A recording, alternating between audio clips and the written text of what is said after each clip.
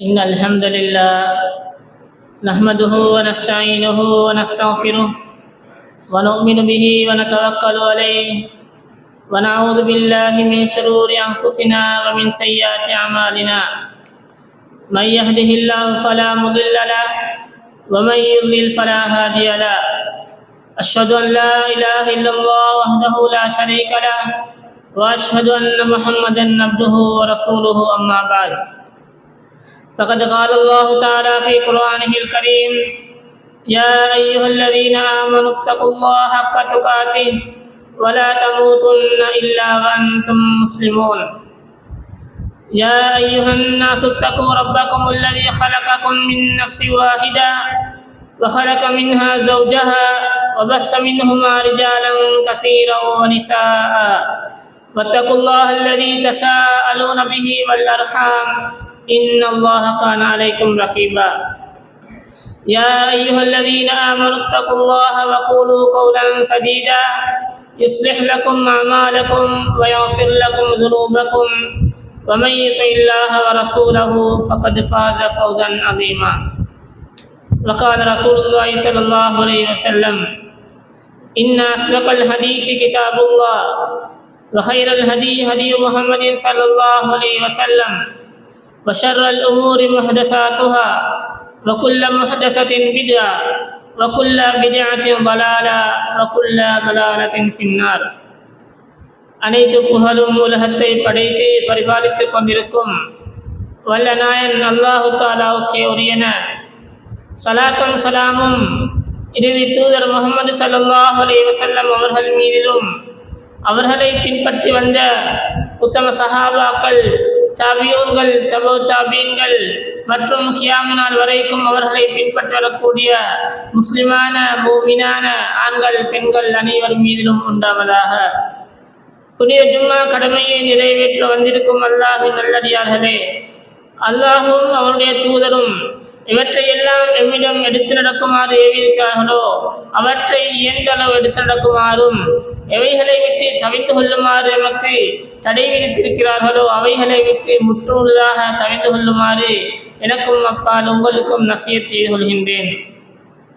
அன்பார்ந்த சகோதரர்களே, அல்லாஹ் சுப்ஹானஹு வ தஆலா மனிதர்களை படைத்து அவர்களுக்கு தேவையான அனைத்தையும் அல்லாஹ் கொடுத்திருக்கின்றான். என்றாலும் அந்த மனிதன் தன்னோடு ஒரு தொடர்பை வைத்துக் கொள்ள வேண்டும், தன்னை மறந்து வாழ்ந்துவிடக் கூடாது என்பதற்காக வேண்டி அந்த மனிதர்களுக்கு அவன் காலத்துக்கு காலம் சில சோதனைகளை கொடுக்கின்றான், சில கஷ்டங்களை கொடுக்கின்றான். இவைகளை கொடுப்பதன் நோக்கம் என்னவென்று சொன்னால், கொடுப்பதன் கூடிய காரணிகளில் ஒன்றாக அந்த மனிதன் தன்னின்பால் மீள வேண்டும், தன்னிடம் இறைஞ்ச வேண்டும், தன்னிடம் கையேந்த வேண்டும் என்று அல்லாஹ் எதிர்பார்க்கின்றான். அல்லாஹ் சுப்ஹானஹு வ தஆலா ஒரு அடியானை பற்றி கூறுகின்ற நேரத்திலே, அதாவது இன்னல் இன்சான லயத்கா, நிச்சயமாக மனிதன் வரம்பு மீறி அவன் அநியாயங்களை செய்கின்றான். அர்ஆஹுஸ்தக்னா, இந்த நேரத்திலே அவன் தனக்கு அனைத்துமே பூர்த்தியாகிவிட்டது, தனக்கு எந்த தேவையுமே இல்லை, இனி யாரின் பாலும் நான் தேவைக்கான தேவையில்லை என்று ஒரு நிலை வந்த பிறகு அவன் அநியாயங்களை செய்கின்றான், வரம்பு மீறி போகின்றான் என்று அல்லாஹ் கூறுகின்றான். எனவே அந்த மனிதன் அவ்வாறு வரம்பு மீறி போகாமல் இருப்பதற்காக அல்லாஹ் இப்படியான சோதனைகளை காலத்து காலம் மனிதர்களுக்கு கொடுக்கின்றான். அந்த நேரத்திலே அந்த மனிதன் அந்த சோதனைகளில் இருந்து விடுபடுவதற்காக, அந்த கஷ்டங்களிலிருந்து விடுபடுவதற்காக, அதே போன்று தன்னுடைய தேவைகளை அல்லாஹ்விடம் கேட்டு பெற்றிருப்பதற்காக அல்லாஹ் வைத்திருக்கக்கூடிய ஒரு வணக்கம் தான் இந்த துஆவாக காணப்படுகிறது. இந்த துஆ என்பது நாங்கள் தேவைகளை கேட்பது மாத்திரமல்ல, நமக்கு கஷ்டங்கள் வந்தால் அவற்றை நீக்குமாறு கேட்பது மாத்திரமல்ல, அல்லாஹை வணங்கக்கூடிய, அல்லாஹ் விரும்பக்கூடிய ஒரு வணக்கமாக காணப்படுகிறது. நபிகள் நாயகம் ஸல்லல்லாஹு அலைஹி வஸல்லம் அவர்கள் ஒரு ஹதீஸிலே சொன்னார்கள், அத்துஆ ஹுவல் இபாதா, துஆ என்பது அதுவே ஒரு வணக்கம் என்பதாக சொன்னார்கள். அல்லாஹ் குர்ஆனிலே பல இடங்களிலே இந்த துஆவை பற்றி கூறியிருக்கின்றான். அவனிடம் துஆ கேட்குமாறு, தேவைகளை கேட்குமாறு அல்லாஹ் சொல்லியிருக்கின்றான். அல்லாஹ் ஒரு இடத்திலே கூறுகின்றான், வகால ரப்புக்கும் உதுஊனி அஸ்தஜிபு லக்கும். உங்களுடைய ரப்பு கூறுகின்றான், அல்லாஹ் சொல்லியுள்ளான், உதுஊனி நீங்கள் என்னை அழையுங்கள், என்னிடம் தேவைகளை கேளுங்கள், அஸ்தஜிபு லக்கும் உங்களுடைய தேவைகளை நான் நிறைவேற்றுகின்றேன், உங்களுடைய அந்த துஆக்களை ஒப்புக்கொள்கின்றேன் என்று அல்லாஹ் குர்ஆனிலே கூறியிருக்கின்றான். அதே போன்று இன்னொரு வசனத்திலே அல்லாஹ் சொல்கின்றான், வைதா சஅலக இபாதி அன்னி ஃபஇன்னி கரீம். என்னுடைய அடியார்கள் என்னை பற்றி விசாரித்தார்கள் என்றால், என்னுடைய அடியார்கள் என்னை பற்றி விசாரித்தார்கள் என்றால் நீங்கள் சொல்லுங்கள், அன்னி ஃபஇன்னி கரீம் நான் மிகவும் நெருக்கமாக இருக்கின்றேன் என்று நபியே நீங்கள் கூறுங்கள். உஜீபு தஅவத தாஇ இதா தான் அழைக்கக்கூடியவனுடைய அழைப்புக்கு பதிலளிக்கக்கூடியவனாக இருக்கின்றேன், நெருக்கமாக இருக்கின்றேன் என்று நபியை நீங்கள் சொல்லுங்கள் என்று அல்லாஹ் குர்ஆனிலே கூறியிருக்கின்றான். அன்பார்ந்த சகோதரர்களே, நாங்கள் அல்லாஹ்விடத்திலே கேட்பதற்கு அல்லாஹ் விருப்பமுடையவனாக இருக்கின்றான். நபி அவர்கள் சொன்னார்கள், மல்லம் யஸ்அலில்லாஹ யக்லபு அலைஹி. யார் அல்லாஹ்விடம் தேவைகளை கேட்கவில்லையோ, யார் அல்லாஹ்விடம் துஆக்களை கேட்கவில்லையோ அவர்களோடு அல்லாஹ் கோபித்துக் கொள்கின்றான் என்று நபி அவர்கள் சொன்னார்கள். உலகத்திலே நாங்கள் பார்க்கின்றோம், உலகத்திலே நம்மோடு யார் கோபிப்பார்கள்? நாங்கள் யாரிடம் தேவைகளை கேட்கின்றோமோ, யாரிடம் அடிக்கடி தேவைகளை கேட்கின்றோமோ அவர்கள் தான் கோபித்துக் கொள்வார்கள். நம்மை கண்டாலே ஓடிவிடுவார்கள், ஒழித்து விடுவார்கள். இன்னார் வருகின்றார், இவர் ஏதோ ஒரு தேவைக்காக வருகின்றார், ஒரு பொருளை கேட்பதற்காக வருகின்றார், மொட்டபைக்கை எடுப்பதற்காக வருகின்றார், வாகனத்தை கேட்பதற்காக வருகின்றார் என்று கண்டதுமே ஓடி ஒழித்து விடுவார்கள். ஆனால் அல்லாஹ் இருக்கின்றான், நாங்கள் அவனிடம் கேட்கவில்லை என்றால் அந்த கேட்காதவர்களோடு கோபப்படுகின்றான். அந்த அளவு அவனிடத்திலே கேட்பதை ஆசைப்படக்கூடியவனாக, விரும்பக்கூடியவனாக அல்லாஹ் இருக்கின்றான். அது மாத்திரமல்ல, ஒரு ஹதீஸ் குதுஸிலே நபி அவர்கள் சொன்னார்கள், முழு உலக மனிதர்களும் ஆதம் அலைஹிஸ்ஸலாம் அவர்களிலிருந்து இறுதியாக படைக்கப்படக்கூடிய மனிதர்கள் அனைவரும் ஒரு திடலிலே ஒன்று சேர்ந்து அவர்களுக்கு தேவையான அனைத்தையும் அவர்கள் கேட்டாலும், ஒவ்வொருவரும் எத்தனையோ பல விடயங்களை கேட்டாலும், அல்லாஹ் அனைவருக்கும் அவர்கள் கேட்ட அனைத்தையும் கொடுத்தாலும் அவனுடைய ஹசானாவிலிருந்து ஒரு சிறு அளவு கூட குறையாது என்பதாக நபி அவர் சொன்னார்கள். அந்த அளவுக்கு அல்லாஹ் கொடுக்கக்கூடியவன், அவன் கொடுக்கக்கூடியதிலிருந்து எந்த ஒன்றுமே குறைய மாட்டாது. நாங்கள் நினைத்துவிடக்கூடாது, பல விடயங்களை நான் கேட்டிருக்கின்றேன் தானே, எனக்கு இவ்வளவு கிடைத்திருக்கிறதே, இதற்கு மேலும் கேட்க முடியுமா நாங்கள் நினைத்துவிடக்கூடாது. அல்லாஹ் எவ்வளவுதான் தந்தாலும் அவனுடைய ஹசானாவிலிருந்து எந்த ஒன்றும் குறைந்து விட மாட்டாது. அதே போன்று அன்பார்ந்த சகோதரர்களே, இந்த துஆவுடைய மிகப்பெரிய சிறப்புகளில் ஒன்று என்ன தெரியுமா? நபி அவர்கள் சொன்னார்கள், லா யருத்துல் கலாஅ இல்ல துஆ. அல்லாஹுடைய ஏற்பாட்டை, அல்லாஹ் விதித்த விதியை, அந்த கதிரை மாற்றக்கூடிய, இல்லாமலாக்கக்கூடிய ஒன்று இருக்குமாக இருந்தால் அது துஆ என்பதாக சொன்னார்கள். அல்லாஹ் நம்முடைய ஏற்பாட்டிலே ஏதாவது ஒரு ஆபத்தை வைத்திருந்தார் என்று சொன்னால் அந்த ஆபத்தை கூட தடுக்கக்கூடிய ஒரு சக்தி, வலிமையை அல்லாஹ் இந்த துஆவுக்கு வைத்திருக்கின்றான். அது எவ்வாறென்றால் நபி அவர்கள் சொன்னார்கள், ஒரு அடியான் அவனுடைய தேவைகளை அல்லாஹ்விடத்தில் கேட்டான் சொன்னால், அவன் துஆ கேட்டான் சொன்னால் அல்லாஹ் அவனுக்கு 3 விதத்தில் ஏதாவது ஒன்றின் மூலமாக பதிலளிக்கின்றான். ஒன்றோ அவன் எதை கேட்கின்றானோ அதை அல்லாஹ் அவனுக்கு கொடுத்து விடுகின்றான். அவ்வாறில்லை என்று சொன்னால், அவன் கேட்டதை கொடுக்கவில்லை என்று சொன்னால் அவனுக்கு வர இருந்த ஒரு ஆபத்தை அல்லாஹ் நீக்கி விடுகின்றான். அவ்வாறும் செய்யவில்லை என்று சொன்னால் அதற்குரிய நன்மையை அல்லாஹ் மறுமையிலே சேமித்து வைக்கிறான் என்று நபி அவர்கள் சொன்னார்கள். எனவே அன்பார்ந்த சகோதரர்களே, இந்த ஹதீஸ் திருமீதியிலே பதிவு செய்யப்பட்டிருக்கிறது. எனவே நாங்கள் நினைத்துவிடக்கூடாது, எத்தனை தடவைகள் நாங்கள் துஆ கேட்டுவிட்டோம், பல தடவைகள் கேட்டுவிட்டோம் தானே, இதன் பிறகு ஏன் கேட்க வேண்டும் என்று நாங்கள் சிந்திக்க கூடாது. நாங்கள் அல்லாஹ்விடத்திலே கேட்க இந்த 3 விதத்தில் ஏதாவது ஒரு வழியாக நமக்கு அதனுடைய பயன் வந்து கொண்டேதான் இருக்கும். நாங்கள் கேட்பதை அல்லாஹ் தருவான், அல்லது நமக்கு வர இருந்த ஒரு சோதனையை அல்லாஹ் இல்லாமலாக்குவான், அல்லது அதற்குரிய நன்மையை மறுமையிலே சேமித்து வைத்து அல்லாஹ் தரக்கூடியவனாக இருக்கின்றான். எனவே அன்பார்ந்த சகோதரர்களே, நாங்கள் அல்லாஹ்விடத்திலே துஆ கேட்பதை அதிகரித்துக் கொள்ள வேண்டும். எந்த விடயமாக இருந்தாலும் அல்லாஹ்விடத்திலே மீளக்கூடியவர்களாக, அல்லாஹ்விடத்திலே இறைஞ்சக்கூடியவர்களாக, துஆ கேட்கக்கூடியவர்களாக நாங்கள் இருக்க வேண்டும். ஏனென்று சொன்னால் நம்முடைய பல தேவைகளை நாங்கள் பெற்றுக்கொள்வது துஆவின் மூலமாக இருக்கிறது. ஆபத்துக்களுடைய நேரங்களிலே நாங்கள் துஆ கேட்கின்றோம், நம்முடைய தேவைகளுக்காக துஆ கேட்கின்றோம், பல விடயங்களை நாங்கள் துஆக்களின் மூலமாக பெற்றுக்கொண்டிருக்கின்றோம். எனவே இந்த துஆ என்பது இலேசான ஒன்று அல்ல, இந்த துஆ என்பது இலேசான ஒன்று அல்ல. எனவே இந்த துஆ ஒப்புக்கொள்ளப்படுவதாக இருந்தால், நாங்கள் கேட்கக்கூடிய துஆக்கள் ஒப்புக்கொள்ளப்படக்கூடியதாக இருந்தால் சில நிபந்தனைகளை நாங்கள் பேண வேண்டும், சில நிபந்தனைகளை நாங்கள் பேண வேண்டும். அதிலே முக்கியமாக நம்முடைய உணவு ஆடைகள் ஹலாலானதாக இருக்க வேண்டும், நம்முடைய தொழில் சம்பாத்தியம் ஹலாலானதாக இருக்க வேண்டும். அதிலே ஹராம் கலந்து விட்டதென்று சொன்னால் நம்முடைய துஆக்கள் அங்கே ஒப்புக்கொள்ளப்பட மாட்டாது. நபி அவர்கள் ஒரு மனிதரை பற்றி சொன்னார்கள், யுதீலு சஃபர், ஒரு மனிதர் பயணம் போகின்றார். எந்த அளவு பயணம் போகின்றார் என்று சொன்னால் நீண்ட தூரம் பயணம் போகின்றார். அஷ்அஸ் அக்பர், பயணம் பயிற்சி அவருடைய தலையெல்லாம் புழுதி படுகின்றது. அவர் அழகாக வாரி அந்த கொண்டைகள் எல்லாம் தலைவிரி கோலமாக மாறுகின்றார். யமுத்து யதேஹி லஸ்ஸமா, வானத்தின் பக்கம் அவருடைய கையை உயர்த்தி யா ரப் யா ரப் என்று துஆ கேட்கின்றார்கள். நபி அவர்கள் இன்னொரு ஹதீஸிலே சொன்னார்கள், பிரயாணியுடைய துஆ ஒப்புக்கொள்ளப்படுகிறது என்று. எனவே நாங்கள் பிரயாணங்களிலே கேட்கக்கூடிய துஆக்கள் ஒப்புக்கொள்ளப்படக்கூடியதாக இருக்கிறது. இந்த இடத்திலே நபி அவர்கள் லேசான ஒரு பயனை அல்ல குறிப்பிடுகின்றார்கள். நாங்கள் பார்க்கின்றோம், பயணங்கள் தொடங்குகின்ற நேரத்திலே நாங்கள் எவ்வாறு ஆரம்பிக்கின்றோம்?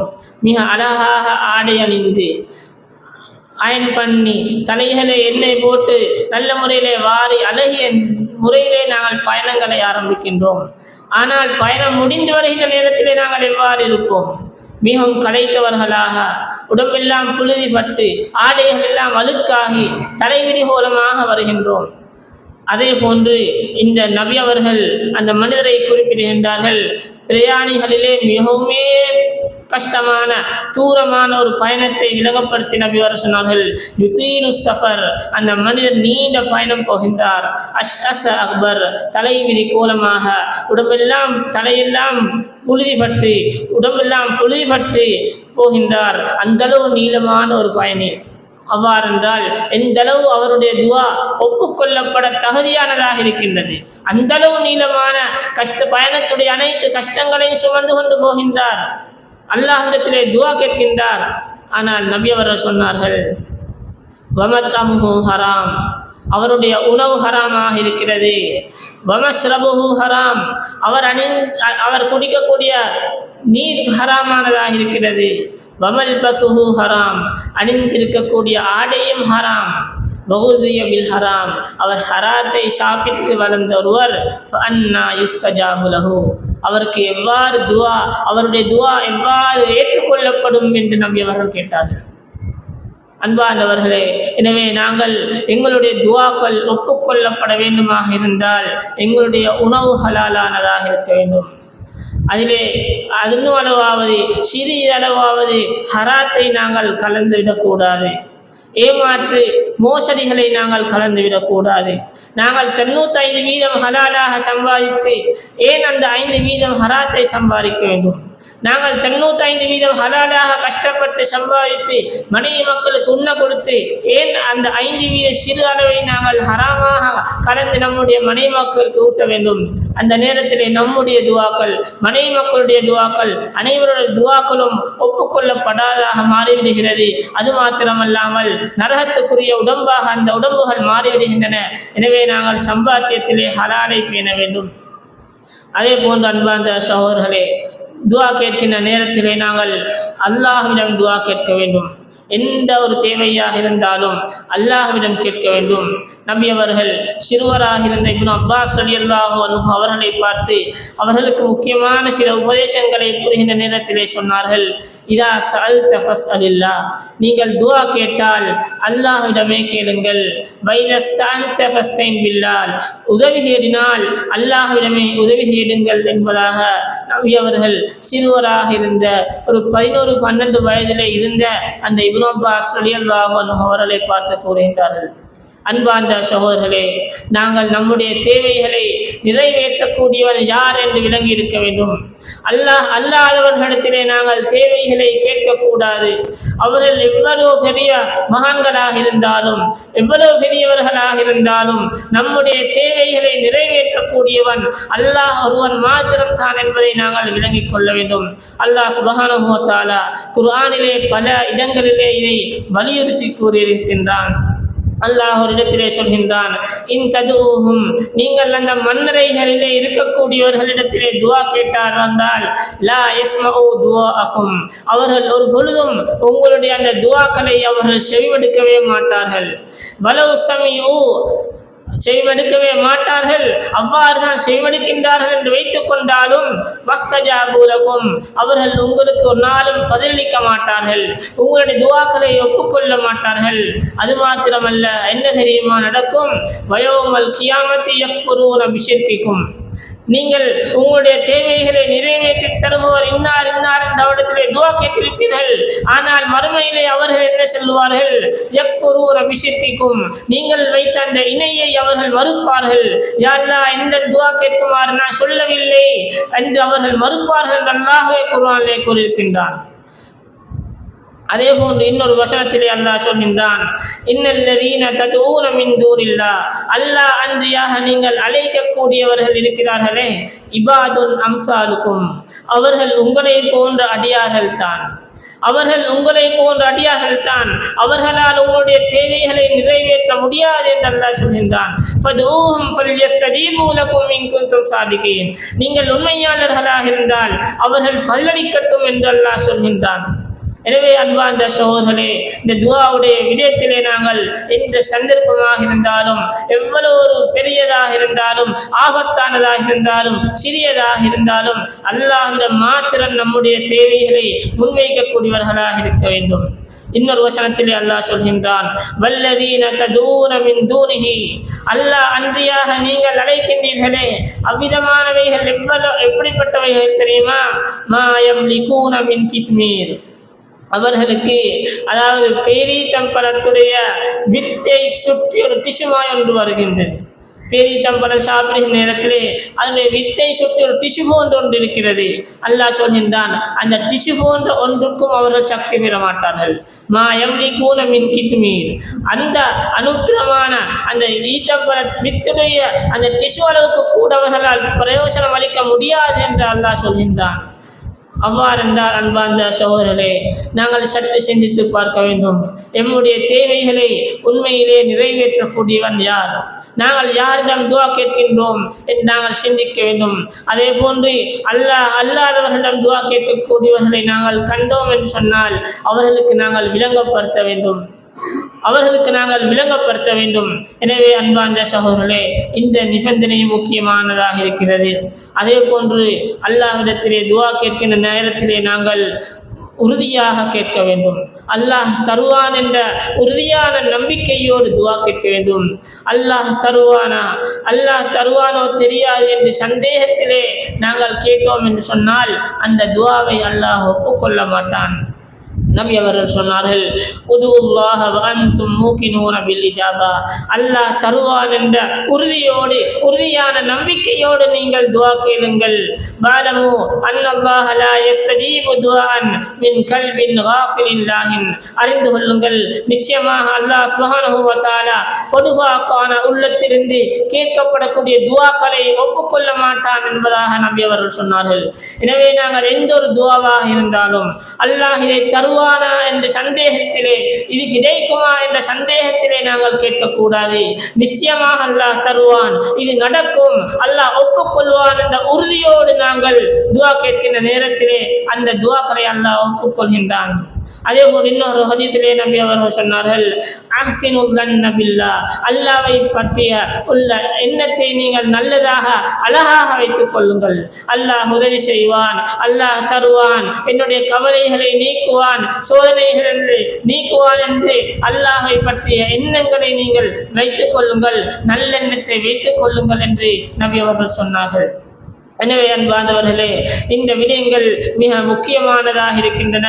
நாங்கள் நம்முடைய துஆக்கள் அல்லாஹ்விடத்திலே ஒப்புக்கொள்ளப்பட வேண்டும் என்று ஆசைப்பட்டவர்களாக இருப்போம் என்று சொன்னால், எங்களுடைய உணவுகள் ஹலாலானதாக இருக்க வேண்டும். அல்லாஹ்விடத்திலே அனைத்து நேரத்திலேயும் அல்லாஹ்விடம் மாத்திரம் துஆ கேட்க வேண்டும். அடுத்தது, அல்லாஹ் தருவான் என்ற உறுதியான நம்பிக்கையோடு உறுதியான எண்ணத்தோடு நாங்கள் கேட்க வேண்டும். அதே போன்று அன்பார்ந்த சகோதரர்களே, துஆ கேட்பதற்குரிய சில ஒழுங்குமுறைகளையும் நபி அவர்கள் நமக்கு கற்றுத் தந்துள்ளார்கள். நாங்கள் என்ன செய்கின்றோம் என்று சொன்னால், வெறுமனே கைகளை உயர்த்தி சும்மாக கேட்கின்றோம். ஆனால் அதற்குரிய முறைகளை நபி அவர்கள் சொன்னார்கள். ஒரு தடவை ஒரு மனிதர் பள்ளிக்கு வந்த அவசரமாக துஆ கேட்கின்றார்கள். அந்த நேரத்திலே நபி அவர்கள் அந்த மனிதரை கூப்பிட்டு சொல்கின்றார்கள், மனிதரே, நீங்கள் துஆ கேட்டால் அல்லாஹ்வை புகழ்ந்து என் மீது ஸலவாத் சொல்லியதன் பின்பு துஆ கேளுங்கள் என்று சொல்லிக் கொடுக்கின்றார்கள். எனவே நாங்கள் துஆ கேட்கின்ற நேரத்திலே அல்லாஹ்வை புகழ்ந்து நபி அவர்கள் மீது ஸலவாத் சொல்லியதன் பிறகு நாங்கள் துஆ கேட்க வேண்டும். இது துஆ ஒப்புக்கொள்ளப்படக்கூடிய ஒரு காரணியாக காணப்படுகிறது. அதே போன்று நாங்கள் கைகளை உயர்த்தி கேட்பதும் துஆ ஒப்புக்கொள்ளப்பட ஒரு காரணியாக இருக்கிறது. நாங்கள் கைகளை உயர்த்தாமல் கேட்பது விட உயர்த்தி கேட்பது சிறந்ததாக இருக்கிறது.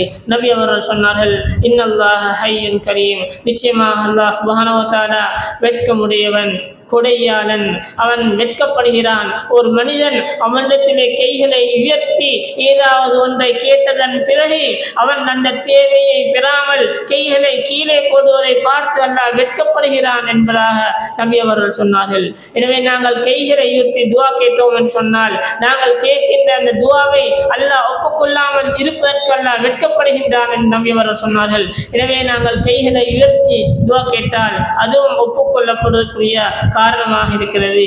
அதே போன்று நாங்கள் பாவமான காரியங்களை கேட்கக்கூடாது. நபி அவர்கள் சொன்னார்கள், உங்களில் ஒருவருடைய துஆ அவர் பாவத்தை கேட்காமல் இருக்கும் காலமெல்லாம் ஒப்புக்கொள்ளப்படும் என்பதாக சொன்னார்கள். எனவே நாங்கள் அதே போன்று உறவினர்களை துண்டிக்கக்கூடியது பற்றியோ அல்லது பாவமான காரியங்களை பற்றியோ துஆ கேட்காமல் இருக்க வேண்டும். அதே போன்று இன்னொரு முக்கியமான விடயம் என்னவென்று சொன்னால், அவசரப்படாமல் இருக்க வேண்டும். நாங்கள் துஆ கேட்டுவிட்டு, நான் இத்தனை தடவைகள் கேட்டுவிட்டேன், இன்னும் என்னுடைய துஆ ஒப்புக்கொள்ளப்படவில்லையே என்று அவசரப்படக்கூடாது. நபி அவர்கள் சொன்னார்கள், அவசரப்படாமல் இருக்கும் வரை அவருடைய துஆ ஒப்புக்கொள்ளப்படும் என்று. அப்பொழுது எது அவசரம் என்று கேட்கப்பட்ட நேரத்திலே சொன்னார்கள், எத்தனை தடவை துஆ கேட்டுவிட்டேன், இன்னும் அல்லாஹ் பதிலளிக்கவில்லை என்று ஒரு அடியான் சொல்லுவது என்று நபி அவர்கள் சொன்னார்கள். எனவே நாங்கள் துஆ கேட்டுவிட்டு பொறுமையாக இருக்க வேண்டும். நாங்கள் கேட்கின்றோம், அல்லாஹ் தருகின்றான். நாங்கள் கேட்கக்கூடியதை இந்த நேரத்தில் நமக்கு தருவான் என்பது அல்லாஹ் எப்பொழுது தருவதிலே சிறந்தது கையிலிருக்கிறது என்று அல்லாஹ் அறிந்திருக்கின்றான். எனவே அவன் தரக்கூடிய நேரத்திலே எது நமக்கு பொருத்தமான நேரமோ அந்த நேரத்தில் அல்லாஹ் தருவான். நாங்கள் துஆ கேட்டுவிட்டு அவசரப்படாமல் இருக்க வேண்டும். முந்தைய காலத்திலே வாழ்ந்த ஒரு அறிஞர் கூறுகின்றார், நான் துஆ கேட்டு அந்த துஆவை அல்லாஹ் ஒப்புக்கொண்டால் சந்தோஷப்படுவதை விட நான் கேட்ட விடயம் எனக்கு கிடைக்காமல் இருந்தால் அதிக சந்தோஷப்படுவேன் என்பதாக சொல்கின்றார்கள். அவர் காரணத்தை கூறுகின்றார், நான் எனக்கு ஒரு தேவையை கேட்பது அது எனக்கு கிடைக்க வேண்டும் என்று நான் ஆசைப்பட்டது, அந்த விஷயம் அல்லாஹ் தராமல் இருப்பது, நான் கேட்ட விடயத்தை அல்லாஹ் எனக்கு தராமல் இருப்பது என்பது அது எனக்கு அல்லாஹ் அவனுடைய தேர்வாக இருக்கிறது. எனவே எனக்கு நான் தேர்வு செய்ததை விட அல்லாஹ் எனக்கு தேர்வு செய்ததுதான் மிக சந்தோஷமானது என்று அவர் கூறுகின்றார். எனவே அன்பார்ந்த சகோதரர்களே, நம்முடைய துஆக்களுக்குரிய அந்த பிரதிபலன்கள் நாங்கள் எதை கேட்டோமோ அது கிடைக்கவில்லை என்று சொன்னால் நாங்கள் அவசரப்படாமல் இருக்க வேண்டும். எனவே அன்பார்ந்த சகோதரர்களே, இந்த ஒழுங்குகளை பேணி நாங்கள் நம்முடைய தேவைகளை அல்லாஹ்விடம் கேட்டு பெற்றுக்கொள்வதற்கு முயற்சி செய்வோமாக. வாஹிர் தவானா அல்ஹம்துலில்லாஹி ரப்பில் ஆலமீன்.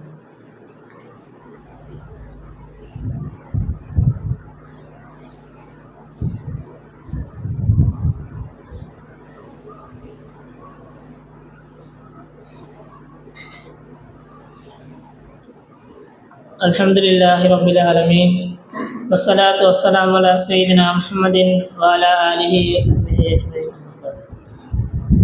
அதே போன்று அன்பார்ந்த சகோதரர்களே, நபிகள் நாயகம் ஸல்லல்லாஹு அலைஹி வஸல்லம் அவர்கள் எந்தெந்த சந்தர்ப்பங்களிலே துஆக்கள் ஒப்புக்கொள்ளப்படுகின்றன, ஒப்புக்கொள்ளப்பட மிக தகுதியான நேரங்கள் என்று நமக்கு சில நேரங்களை நபி அவர்கள் சொல்லி தந்துள்ளார்கள். அதிலே முக்கியமாக நபி அவர்கள் சொன்னார்கள், சுஜூதிலே கேட்கப்படக்கூடிய துஆவை பற்றி சொன்னார்கள். நபி அவர்கள் சொன்னார்கள், அக்ரபு மா யகூனுல் அப்து மிர் ரப்பிஹி வஹுவ ஸாஜித். ஒரு அடியான் அல்லாஹுக்கு மிகவும் நெருக்கமாக இருக்கக்கூடிய நேரம் அவன் சுஜூதிலே இருக்கக்கூடிய நேரம். எனவே அதிலே நீங்கள் துஆவை அதிகரித்துக் கொள்ளுங்கள் என்பதாக நபி அவர்கள் சொன்னார்கள். நாங்கள் நிறைய உலக விடயங்களிலே பார்க்கின்றோம், நமக்கு ஏதாவது ஒன்று தேவையாக இருந்தால், ஒருவரிடம் ஏதாவது ஒரு பொருள் நமக்கு தேவையாக இருந்தால், அவர் நம்மோடு கோபமாக இருக்கின்ற நேரத்திலே நாங்கள் போய் கேட்க மாட்டோம். அவர் எந்த நேரத்தில் நம்மோடு மிக இரக்கமாக இருக்கிறாரோ அல்லது எந்த நேரத்திலே நம்மோடு மிக நெருக்கமாக இருக்கின்றாரோ அந்த நேரத்திலே தான் கேட்போம். ஏன், அப்பொழுதுதான் அவர்கள் தருவார்கள். கோபமாக இருக்கின்ற நேரத்திலே, எம்மோடு பகையோடு இருக்கின்ற நேரத்திலே கேட்டால் கிடைக்காது. அதே போல் நபி அவர்கள் சொன்னார்கள், அல்லாஹுக்கு மிக நெருக்கமாக ஒரு அடியான் இருக்கின்ற நேரம் அவன் சுஜூதிலே இருக்கின்ற நேரம். அக்ரபு மா யகூனுல் அப்து மிர் ரப்பிஹி வஹுவ ஸாஜித். ஒரு அடியான் அல்லாஹுக்கு மிக நெருக்கமாக உள்ள நேரத்தை பற்றி நபி அவர்கள் சொன்னார்கள். அவன் சுஜூதிலே, தொழுகையிலே சுஜூதிலே இருக்கக்கூடிய நேரம். எனவே அதிலே அதிகமாக துஆ கேளுங்கள் என்பதாக சொன்னார்கள். இன்னொரு ஹதீஸிலே நபி அவர்கள் சொன்னார்கள், ஃபகமினுன் அய்யுஸ்தஜாப லகும். சுஜூதை பற்றி நபி அவர்கள் சொன்னார்கள், அதிலே நீங்கள் அதிகமாக துஆ கேளுங்கள். ஃபகமினுன் அய்யுஸ்தஜாப லகும். அது ஒப்புக்கொள்ளப்பட மிக தகுதியானது என்பதாக நபி அவர்கள் சொன்னார்கள். எனவே அன்பார்ந்த சகோதரர்களே, நாங்கள் தொழுகைகளிலே சுஜூதிலே இருக்கின்ற நேரத்திலே அவசரமாக சுஜூதை முடித்து விடாமல் நாங்கள் சற்று நேரம் எடுத்து நாங்கள் துஆக்களை கேட்க வேண்டும். உலகத்திலே ஒவ்வொரு மனிதருக்கும் பல தேவைகள் இருக்கின்றன, பல பிரச்சனைகள் காணப்படுகின்றன. சுகாதாரம், ஆரோக்கிய சம்பந்தப்பட்ட நோயோடு உள்ளவர்கள் இருக்கின்றார்கள், பொருளாதார பிரச்சனைகளோடு உள்ளவர்கள் இருக்கின்றார்கள். அதே போன்று பிள்ளைகளால் அவர்கள் ஏதாவது பாவனைகளுக்குள்ளாகி அதனால் கஷ்டப்படக்கூடியவர்கள் இருப்பார்கள். இது போன்று பிறரிடத்திலே சொல்ல முடியாத அளவு தேவைகளை உடையவர்கள் இருப்பார்கள். எனவே இவைகளுக்கெல்லாம் தீர்வாக அல்லாஹ்விடத்திலே நாங்கள் இறைஞ்சுவது காணப்படுகிறது. அல்லாஹ்விடத்திலே நாங்கள் துஆ கேட்க வேண்டும். எனவே துஆ ஒப்புக்கொள்ளப்படக்கூடிய அந்த நேரங்களை நாங்கள் தேடி அந்த நேரங்களிலே அதிகமாக துஆக்களை கேட்டு நம்முடைய தேவைகளை பெற்றுக்கொள்ள வேண்டும். அடுத்ததாக தஹஜ்ஜுடைய நேரம். தஹஜ்ஜுடைய நேரத்திலே கேட்கப்படக்கூடிய துஆக்கள் ஒப்புக்கொள்ளப்படுகின்றன. நபி அவர்கள் சொன்னார்கள், ஒவ்வொரு நாளும் அல்லாஹ் சுப்ஹானஹு வ தஆலா இரவினுடைய கடைசி பகுதியிலே கீழ் வானத்துக்கு இறங்கி அல்லாஹ் சொல்கின்றான், என்னிடம் தேவைகளை கேட்கக்கூடியவர்கள் இருக்கிறார்களா, உதவி தேடக்கூடியவர்கள் இருக்கிறார்களா, பாதுகாப்பு தேடக்கூடியவர்கள் இருக்கிறார்களா, அவருடைய தேவைகளை நான் நிறைவேற்றி கொடுக்கின்றேன், அவர்களுக்கு உதவிகளை செய்கின்றேன் என்று அல்லாஹ் இறங்கி வந்து கேட்கக்கூடிய நேரமாக இந்த தஹஜ்ஜுடைய நேரம் காணப்படுகிறது. எனவே அன்பார்ந்த சகோதரர்களே, நாங்கள் இரவெல்லாம் தூங்குகின்றோம். ஆனாலும் ஒரு 15-20 நிமிடங்கள் நம்முடைய தூக்கத்தை தியாகம் செய்து அந்த நேரத்திலே எழும்பி அல்லாஹ்விடத்திலே நம்முடைய தேவைகளை முன்வைத்தோம் என்று சொன்னால் அல்லாஹ் நமக்கு உதவி செய்ய காத்து கொண்டிருக்கின்றான். அன்பார்ந்த சகோதரர்களே, உலகத்திலே பல விடயங்களுக்காக நாங்கள் தியாகம் செய்கின்றோம். பல நேரங்களை சில நேரங்களிலே வீணாக கழிக்கின்றோம். பயணம் செல்கின்ற நேரத்திலே, அதாவது பஸ்ஸுக்காக நிறைய நேரங்களை நாங்கள் காத்து கொண்டிருக்கின்றோம். டாக்டர்டே சென்றால் அங்கே சேனல் பண்ணி காட்டுவதற்காக வேண்டி பல நேரங்களை நாங்கள் வீணடிக்கின்றோம். இது போன்று ஒவ்வொரு இடத்திலேயும் கடைகளுக்கு போனாலும் பில் போவதற்காக வேண்டிய ஒரு நேரத்தை ஒதுக்குகின்றோம். இவ்வாறு பிரயோசனம் இல்லாமல் பல நேரங்கள் கழிக்கின்ற நேரத்திலே ஏன் நாங்கள் இரவு தூங்கி எழும்புகின்ற நேரத்திலே ஒரு 15-20 நிமிடங்கள் நேரத்தோடு எழும்பி அந்த அல்லாஹோடு நம்முடைய தொடர்பை வைத்து நம்முடைய தேவைகளை பெற்றுக்கொள்ளக்கூடாது. நம்முடைய நோய்களை அல்லாஹ்விடத்திலே முறையிட்டு அவையிலிருந்து ஆரோக்கியத்தையும் தேடக்கூடாது. நம்முடைய பிள்ளைகளுடைய அனைத்து வித பிரச்சனைகள், படிப்பாக இருக்கலாம், ஒழுக்கமாக இருக்கலாம், எதுவாக இருந்தாலும் அவைகளை அல்லாஹ்விடத்திலே முறையிட்டு ஏன் நாங்கள் தீர்வு காணக்கூடாது. எனவே அன்பார்ந்த சகோதரர்களே, நாங்கள் நேர காலத்தோடு எழும்பி அல்லாஹ்விடத்திலே அந்த தேவைகளை கேட்கக்கூடியவர்களாக மாற வேண்டும். அதே போன்று இன்னொரு நேரம் தான் நபி அவர்கள் சொன்னார்கள், லா யுரத்து துஆஉ பைனல் அதானி வல் இகாமா, பாங்குக்கும் இகாமத்துக்கும் இடைப்பட்ட நேரத்திலே கேட்கப்படக்கூடிய துஆக்கள் தட்டப்பட மாட்டாது, நிராகரிக்கப்பட மாட்டாது என்பதாக நபி அவர்கள் சொன்னார்கள். அன்பார்ந்த சகோதரர்களே, நாங்கள் இன்று எவ்வாறு இந்த நேரத்தை கழிக்கின்றோம் என்று ஒவ்வொருவரும் சற்று சிந்தித்து பார்க்க வேண்டும். நிறைய பேர் பள்ளிக்கு இகாமத் சென்ன பிறகு வருகின்றார்கள், சிலர் நேரகாலத்தோடு வருகின்றார்கள். ஆனாலும் வந்தாலும் என்ன நடக்கிறது? அவர்கள் கைகளிலே போன்களை வைத்து பார்த்து கொண்டிருக்கின்றார்கள். சுன்னத் தொழுதுவிட்டும் போனை எடுக்கின்றார்கள். அல்லது சிலர் என்ன செய்கின்றார்கள்? சுன்னத் தொழாமல் அவ்வாறே சுவர்களிலே சாய்ந்து கொண்டு போனை எடுக்கின்றார்கள். தொழுது முடிந்து வீட்டுக்கு சென்றும் அதைத்தான் செய்ய போகின்றார்கள். அன்பார்ந்தவர்களே, நாங்கள் ஒரு 10 நிமிடம் அல்லது 5 நிமிடம் அந்த போனை எடுக்காமல் வைத்து நம்முடைய தேவைகளை அல்லாஹ்விடம் கேட்டால் அல்லாஹ் ஒப்புக்கொள்ளக்கூடிய நேரமாக இந்த பாங்குக்கும் இகாமத்துக்கும் இடைப்பட்ட நேரம் காணப்படுகிறது. ஒவ்வொரு நாளும் 5 நேரங்கள் நமக்கு அது இலகுவாக கிடைக்கிறது. நாங்கள் அவற்றை பிரயோஜனப்படுத்துகின்றோமா என்று ஒவ்வொருவரும் சிந்தித்து பார்க்க வேண்டும். அன்பார்ந்த சகோதரர்களே, எனவே ஒருவருக்கும் உலகத்திலே பல தேவைகள் இருக்கின்றன. அவைகளை முறையிடுவதற்குரிய நேரங்களாக இவைகள் காணப்படுகின்றன. எனவே பாங்குக்கும் இகாமத்துக்கும் இடைப்பட்ட நேரத்திலேயும் நாங்கள் அதிகமாக துஆக்களிலே கழிப்பதற்கு முயற்சி செய்ய வேண்டும். அதற்கு நாங்கள் நேரகாலத்தோடு பள்ளிக்கு வர வேண்டும். நேரகாலத்தோடு நாங்கள் பள்ளிக்கு வர வேண்டும். பாங்க சொல்வதற்கு முன்னால் வர முடியுமாக இருந்தால் அவ்வாறு நாங்கள் வர வேண்டும். நபி அவர்கள் ஒரு ஹதீஸிலே சொன்னார்கள், 3 விடயங்களை குறிப்பிட்டார்கள். அதாவது பாங்கு சொல்வதனுடையவும் முதல் சஃபிலே இருப்பதனுடைய பாங்கு சொல்வதனுடையவும் முதல் சஃபிலே தொழுவதன் நன்மைகளையும் அறிவார்களாக இருந்தால் மக்கள் துண்டு குலுக்கித்தான் ஒரு மாதத்துக்கு ஒரு முறைதான் அல்லது வாரத்துக்கு ஒரு தடவை தான் அதற்குரிய சந்தர்ப்பம் கிடைக்கும் என்றிருந்தாலும் அதை விட்டுவிட மாட்டார்கள். எனக்கும் ஒரு சந்தர்ப்பம் தாங்க என்று அவர்கள் எடுத்துக்கொள்வார்கள் என்று சொன்னார்கள். அந்த அளவுக்கு நன்மை உரியது. ஏன் நபி அவர்கள் அதை சொன்னார்கள்? ஒரு பள்ளியிலே ஒரு நாளைக்கு 5 தடவைகள் பாங்க சொல்லப்பட்டால் 5 பேருக்குத்தான் சந்தர்ப்பம். முதல் சாப்பிலே ஒரு 25 பேருக்குத்தான் சந்தர்ப்பம் ஒரு நேரத்துக்கு. அதற்கு அடுத்ததாக நபி அவர்கள் சொன்னார்கள், வலவ் யஅலமூன மா ஃபித் தஹ்ஜீர், தொழுகைகளுக்கு நேரகாலத்தோடு வருவதன் நன்மைகளை அறிவார்களாக இருந்தால் லஸ்தபகு இலைஹி, போட்டி போட்டுக்கொண்டு அனைவரும் நேரகாலத்தோடு வந்து விடுவார்கள் என்பதாக சொன்னார்கள். ஏன் அதற்கு துண்டுகளுக்குவதை பற்றி சொல்லவில்லை. நேரகாலத்தோடு பள்ளிக்கு வருவது என்பது அனைவருக்குமே முடியுமானது. பாங்கு சொல்வது என்பது ஒரு நாளைக்கு 5 பேருக்குத்தான் ஒரு பள்ளியிலே முடியும். முதல் சாப்பிலே தொழுவது என்பது ஒரு நேரத்துக்கு ஒரு 20-25 பேருக்குத்தான் முடியும். ஆனால் ஒவ்வொரு வக்துக்கும் நேரகாலத்தோடு வருவது என்பது அனைவருக்குமே முடியுமானது. எனவேதான் நபி அவர்கள் அதிலே சொன்னார்கள், வலவ் யஅலமூன மா ஃபித் தஹ்ஜீர், நேரகாலத்தோடு பள்ளிக்கு வருவதன் நன்மைகளை அறிவார்களாக இருந்தால் லஸ்தபகு இலைஹி, போட்டி போட்டுக்கொண்டு அனைவரும் முந்திக் கொண்டு வருவார்கள் என்பதாக சொன்னார்கள். எனவே நாங்கள் பள்ளிக்கு நேரகாலத்தோடு வருவதற்கு முயற்சி செய்ய வேண்டும். இன்று நாங்கள் அனைவரும் எவ்வாறு இருக்கிறோம் என்று சொன்னால், பாங்க சொன்னதன் பிறகு தயாராகி வரக்கூடியவர்களாக இருக்கின்றோம். எனவே நமக்கு முன் சுன்னத்தும் கிடைப்பதில்லை. பாங்குக்கும் இகாமத்துக்கும் இடைப்பட்ட நேரத்திலே துஆ கேட்பதற்குரிய சந்தர்ப்பம் கிடைக்காமல் போகிறது. எனவே அன்பார்ந்த சகோதரர்களே, இந்த விடயத்திலே நாங்கள் சற்று கவனம் செலுத்தி நேரகாலத்தோடு பள்ளிக்கு வந்து அந்த நேரங்களை பயன்படுத்துவதற்கு முயற்சி செய்ய வேண்டும்.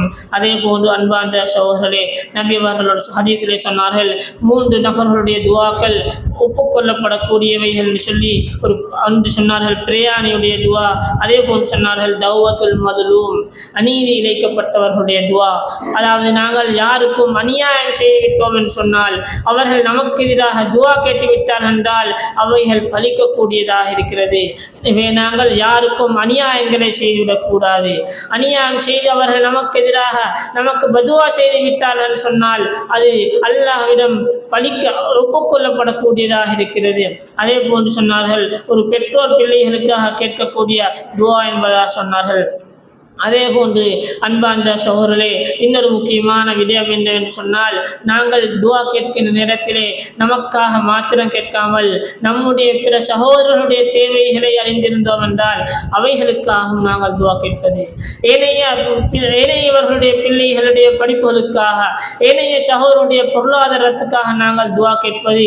நபி அவர்கள் சொன்னார்கள், யாராவது ஒரு முஸ்லிம் தன்னுடைய பிற சகோதரனுக்கு துவா கேட்டார் என்று சொன்னால், பிறருக்காக அவர் துவா கேட்டார் என்று சொன்னால், அந்த நேரத்திலே ஒரு மலக்கு என்ன செய்கின்றார், வலக்க மிஸ்லு, அது போன்று உனக்கும் கிடைக்கட்டும் என்பதாக துவா கேட்கின்றார் என்று சொன்னார்கள். நாங்கள் மனிதர்கள் தான் நம்முடைய சகோதரருக்கு துவா கேட்கின்றோம். நாங்கள் நம்முடைய சகோதரருக்கு, யா அல்லாஹ் இவருக்கு நல்ல வசதி வாய்ப்பை கொடு, அவருடைய பிள்ளைகளுக்கு நல்ல கல்வியானத்தை கொடு என்று துவா கேட்டால் அது நாங்கள் மனிதர்கள் இன்னொரு மனிதருக்காக கேட்கின்றோம். ஆனால் அந்த நேரத்திலே நமக்கு மலக்கொண்டு துவா கேட்கின்றார், வலக்க மிஸ்லு, உனக்கும் அதுபோன்றே கிடைக்கட்டும் என்று துவா கேட்கின்றார் என்று நபி அவர்கள் சொன்னார்கள். எனவே அன்பார்ந்த சகோதரர்களே, நாங்கள் எப்பொழுதும் நமக்காக மாத்திரம் துவாவோடு சுருக்காமல் நம்முடைய பிற சகோதரர்களுக்கும் துவா கேட்க வேண்டும். அந்த நேரத்திலே அந்த துவா அவருக்கு கிடைத்ததோ கிடைக்கவில்லையோ, அவருடைய விடயத்தில் ஒப்புக்கொள்ளப்பட்டோ இல்லையோ, நம்முடைய விடயத்திலே ஒப்புக்கொள்ளப்படக்கூடியதாக காணப்படும். ஏனென்றால் நமக்காக ஒரு மலக்கு துவா கேட்கின்றார்கள். அதே போன்று அன்பார்ந்த சகோதரர்களே, நபி அவர்கள் இன்னொரு விடயத்தை நமக்கு கற்றுத் தந்துள்ளார்கள். அதாவது துவா கேட்கின்ற நேரத்திலே நாங்கள் வசீலாவாக வைத்து துவா கேட்பது, பொருட்டால் துவா கேட்கின்ற ஒரு விடயத்தை நபி அவர்கள் சொல்லி தந்துள்ளார்கள். மார்க்கம் அனுமதித்த விதத்திலே அல்லாஹ் குர்ஆனிலே கூறுகின்றான், வலில்லாஹில் அஸ்மாஉல் ஹுஸ்னா ஃபதுஊஹு பிஹா, அல்லாஹுக்கு அழகிய திருநாமங்கள் இருக்கின்றன, அவைகளின் மூலம் நீங்கள் அழையுங்கள் என்பதாக அல்லாஹ் குர்ஆனிலே கூறியிருக்கின்றான். எனவே நாங்கள் துவா கேட்கின்ற நேரத்திலே, யா அல்லாஹ் நீ பாவங்களை மன்னிக்க கூடியவனாக இருக்கின்றாய், நீ அருள் புரியக்கூடியவனாக இருக்கின்றாய், மிகுந்த அந்த அல்லாஹுடைய பெயர்களை சொல்லி நாங்கள் துவா கேட்பது நம்முடைய துவா ஒப்புக்கொள்ளப்பட ஒரு காரணமாக இருக்கிறது. அதே போன்று நாங்கள் ஏதாவது ஒரு சந்தர்ப்பத்திலே அல்லது பல சந்தர்ப்பத்திலே செய்த மிக முக்கியமான அமல்கள், அல்லாஹுக்காக வேண்டி மாத்திரம் செய்த எந்த ஒரு முகஸ்துத்தையும் கலக்காமல் இஹ்லாஸோடு செய்த அந்த வணக்க வழிபாடுகளை ஞாபகப்படுத்தி, இதன் காரணமாகவது எனக்கு இந்த தேவையை நிறைவேற்றித்தா என்று நாங்கள் துவா கேட்க வேண்டும். நாங்கள் பல தடவைகள் அந்த குகையிலே 3 நபர்கள் போன நேரத்திலே ஒரு பாறாங்கல் வந்து விழுந்து அவர்கள் கேட்ட அந்த துவாக்களை நாங்கள் அறிந்திருக்கின்றோம். அவர்கள் செய்த அந்த அமல்களை வைத்து அவர்கள் துவா கேட்டார்கள், அல்லாஹ் அவர்களுக்கு அதிலிருந்து பாதுகாப்பை கொடுத்தான். அதே போன்று நாங்கள் நம்முடைய ஏதாவது விசேட அமல்கள் இருந்தால் அவைகளை சுட்டிக்காட்டி இதன் பொருட்டாலாவது நம்முடைய இந்த தேவையை, இந்த சோதனையில் நிறைவேற்றி நாங்கள் துவா கேட்க வேண்டும். அதே போன்று நல்ல சாலிஹான மனிதர்கள் என்று நாங்கள் அறிந்தவர்களிடத்திலே துவா கேட்க சொல்லுவோம்.